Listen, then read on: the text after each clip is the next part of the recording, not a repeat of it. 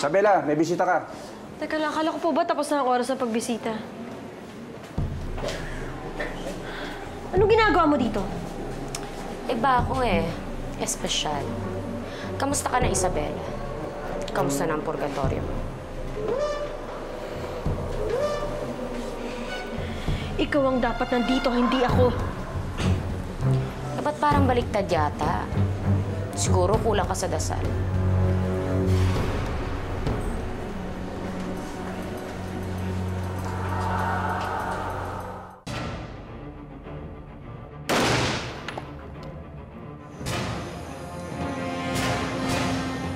O, Santi, hindi ka ba naihi sa salawal mo? Akala ko ba hindi ka natakot? Ha? Sa susunod na magsalita ka sa akin ng ganyan, hindi na ka magdadalawang isip na patayin ka.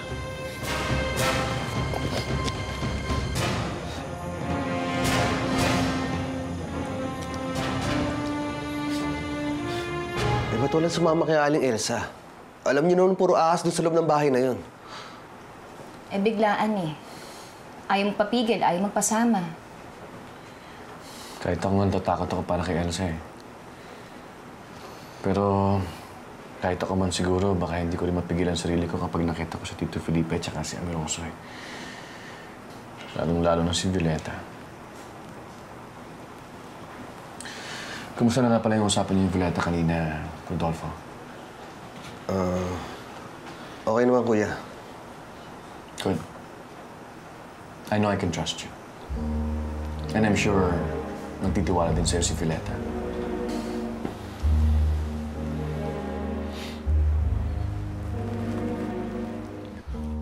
Hayop ka talaga, Antonina. Sama-sama mo. Tandaan mo to. Hindi pa tapos ang labang to. Gagantihan kita! Ano namang gagawin mo? Eh, pupukpuk mo sa akin yung rehas. Uy, masakit yun ha. Magdedemanda ako. Ididemanda kita.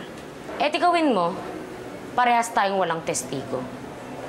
Ako, may sugat. Tsaka ikaw, babae ka. Kilala ka ng lahat sa pagiging impostore. Feeling mo ako ikaw.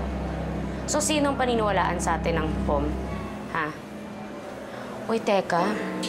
Kailan ko nga pala makakalaya dito? Mo feeling ko hindi ka makakalaya eh. Forever ka na dito. Dito ka na mabubulok. Suktulan ng pagkasama mo, Antonina. Mayaman ako. Mahirap ka. Kayang-kaya kong bilhin ng hustisya.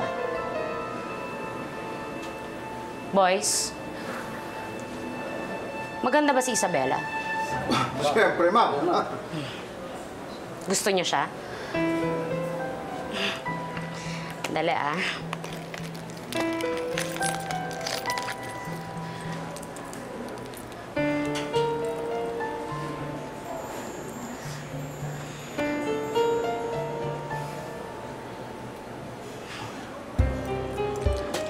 Mura palang susi dito.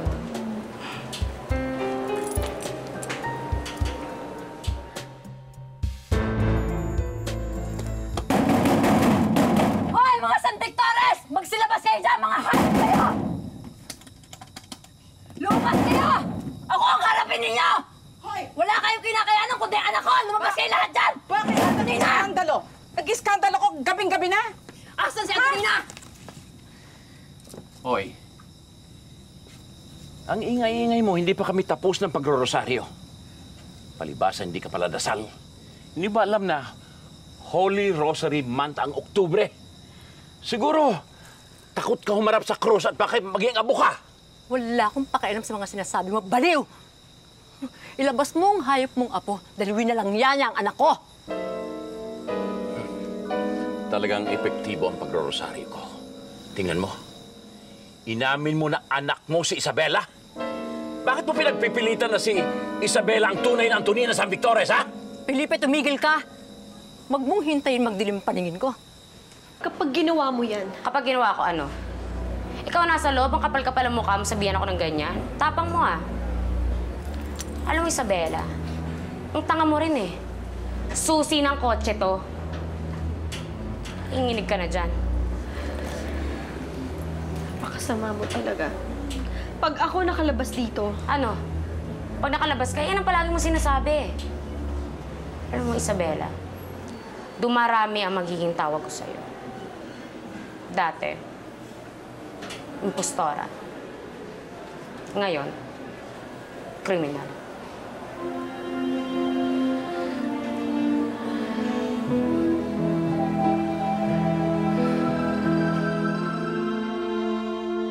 Wala sila rito. Walang mag-ama dito. Hindi ako naniniwala sa inyo. Ilabas niyo yung hayop na yan. Walang yan yung batang yan. Pinakulong niya ang anak ko. Dapat lang.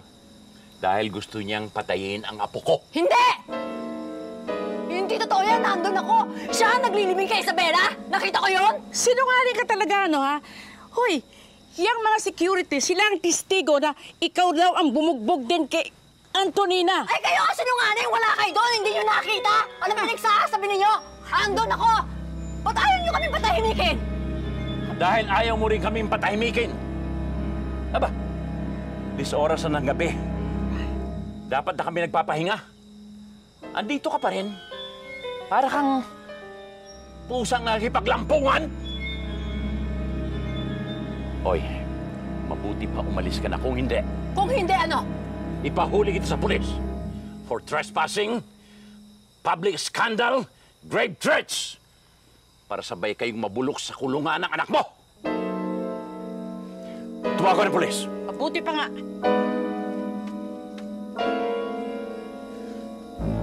Tandaan mo to, Felipe. Hindi pa tayo tapos. Hindi. Skandalosang palengkera.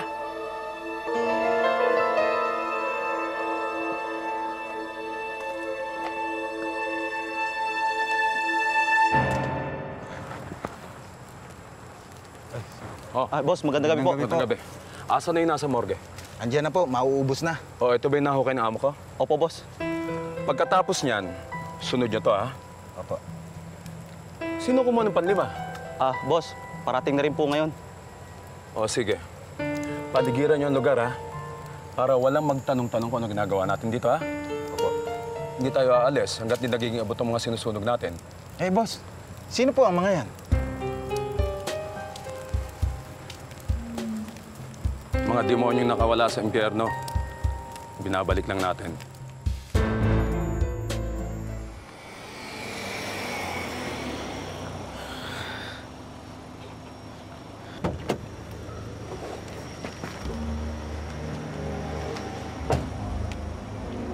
O, Santi, ito na ba ang panahon ng paghahabol? Winalang niya mo si Isabela. Gantihan na lang. Magbayad ang may utang. Ikaw ang may utang kay Isabela. Kaya nakikiusap ako sa'yo. Iurong mo na ang demanda. Kayong dalawa ang may utang sa akin. Kung gusto mo siyang tulungan, pues, bukas, pumunta ka sa presinto. Dadalaw ako. At isa ka sa mga mananagot sa mga pinaggagawa sa akin na pinakamamahal mo si Isabela Garcia.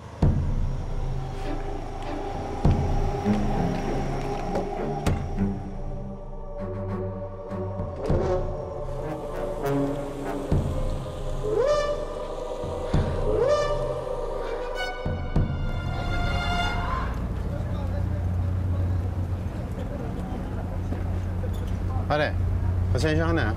Ngayon ko lang natanggap yung tawag sa akin eh. Nasaan si Baltasar ang karelyebo ko rito? Tumawag sa agency natin. May sakit daw, kaya akong pinadala dito. O sige, ikaw na maiwan dito. Bahala ka na rito, ha? Ikaw na bahala rito, ha?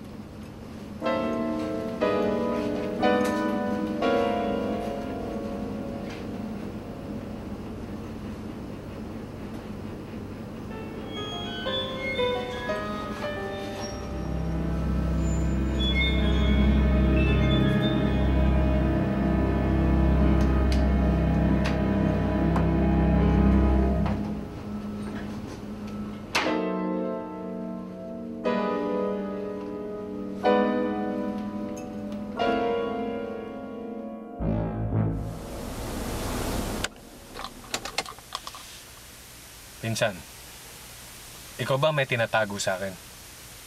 Ano naman tatago ko sa'yo? Teka, sandali. Kabisado ko na yung kilos mo eh. Yung itsura mong yan, parang may ginawa kang kasalanan eh. Ano ba yun? Alam mo, Boyong, hindi ko man sinasadya eh. Si Violeta kasi... Ha? May nangyari sa inyo ni Violeta? Hindi, Boyong. Wala nangyari sa amin ni Violeta. Hindi ko naman ginusto yun eh. Paano kung malaman ni Kuya Joaquin? Nag-usap na kami ni Violeta. Dapat wala makaalam. Boyong, sekreto natin to, ah. Dapat di malaman ni Kuya Joaquin.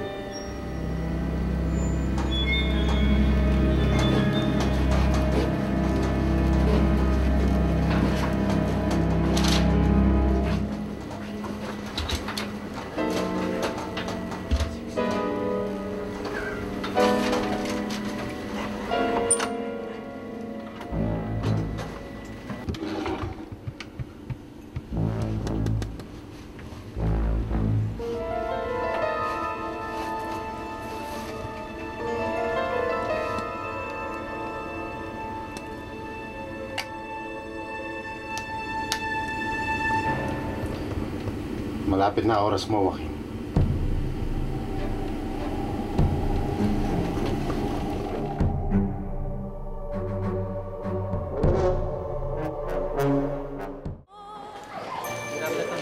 Good afternoon. Good afternoon. Good afternoon, sir. Good afternoon. Anak niyo ba, sir, ang may birthday? Oo. Regalo niyo sa kanya? Oo, in-order ko nga to nung isang buwan pa dahil ito talaga ang hiling niya eh. Oh, ganun ba, sir? Ang ganda nito, sir, ah. Oo, eh. Ito naman ang anak niyo, sir. Mahal mo siya, sir. Siyempre. Excuse lang, sir, ah. Dali ko na to, sir. Oo, please. Pakadala na lang doon sa may mga regalo.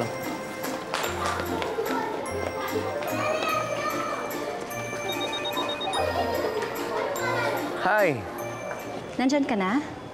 Oh, actually, napaaga nga ako eh. Pero okay lang kasi malapit din naman to. Kaya, nag-text na ako kay Violeta. Nag-reply na siya. On the way na daw sila.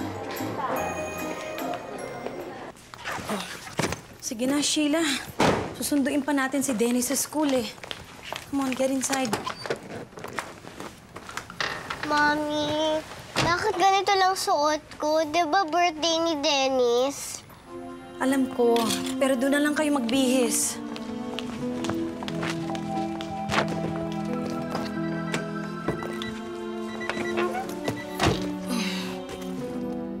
Anyway, mabuti na nawala ako dyan para kay Violeta.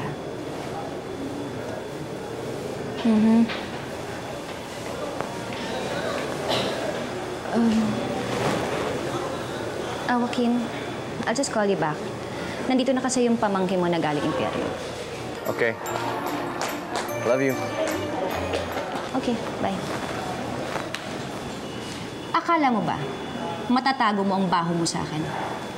Para namang naitago ng ginto mo ang baho mo. Mr. San Victores. Yep. Kanina pa po pinabot sa akin na isang babae. Sinong babae? Si Mrs. Violeta San Victores daw po. Violeta.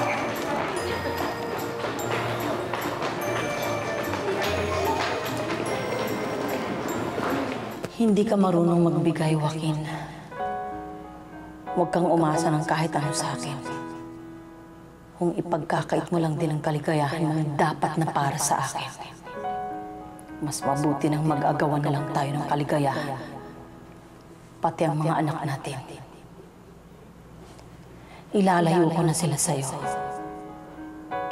itatago at hindi mo na kailanman makikita. Luha mo kapalit ng luha ko. Sakit ng damdamin laban sa sakit ng puso. Siguro dito na nagtatapos ang lahat. Paalam, Joaquin.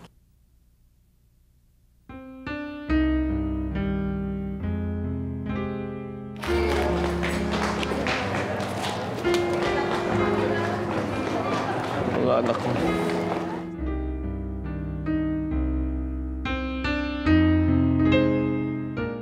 Sir, may problema ho ba?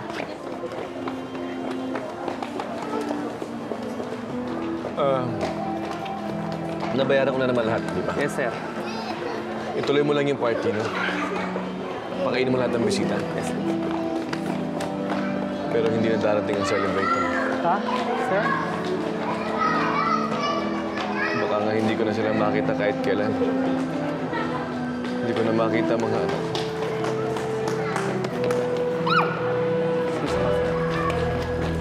Pakainin na yung mga anak, mga bisita.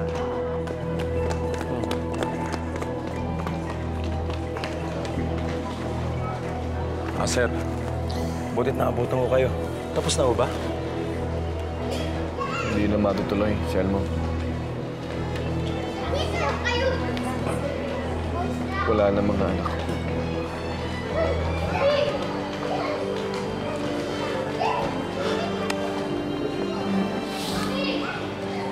Anong balita? Nagawa ko noon lahat. At nailigpit ko na lahat ng bangkay ng mga napatulong sa Aba. Lahat silang 5. Mabuti. Halika na. Sandali. Meron lang akong tanong. Ano yun? Sigurado ba kayong 5 lang sila, hindi 6? 6? 5 lang ang sabi ni Ava. Sino naman saan niyang pang-6 na yan? Chinecheck ko pa po. Mamaya pa darating ang resulta.